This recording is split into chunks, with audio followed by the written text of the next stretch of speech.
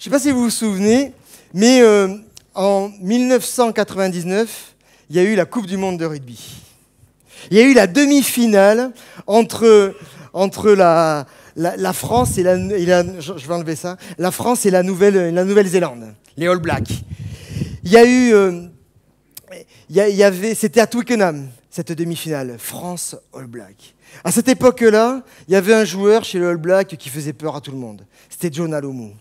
Mais d'abord, les All Blacks, ils arrivent sur le terrain et qu'est-ce qui se passe? C'est le haka.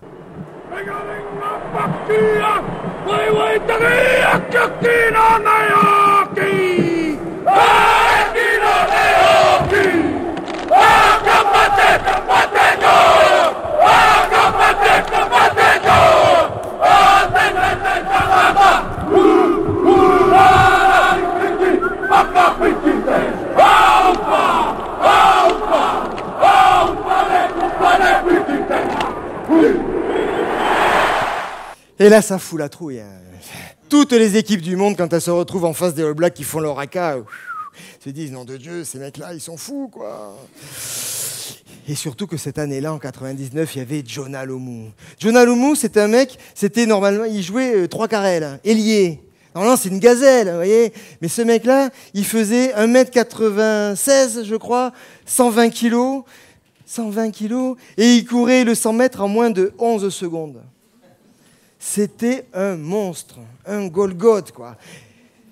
Au même poste, à l'équipe de France, nous, on avait Christophe Dominici. Christophe Dominici, je sais pas, moi, tiens, que pareil. Un truc, même pas 80 kilos tout mouillé, quoi. Ouais, c'était David contre Goliath. Puis à un moment donné, il y a Jonah Lomu qui s'empare du ballon. Et là, il va péter dans 5 Français, dont un Béatif Benazi, le second ligne français, qui explose comme un fétu de paille, et il l'aplatit dans l'embu. Et là, on se dit, ça y est, c'est fini, quoi. Ils sont trop forts. Mais à la 56e minute, précisément, le demi de mêlée, vous savez, le numéro 9, le mec, Fabien Galtier, tape un coup de pied.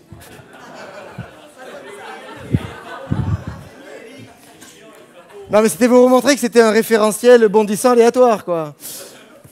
Fabien Galtier tape un coup de pied dans la boîte et surgit de nulle part Christophe Dominici, s'empare du précieux et va en terre promise.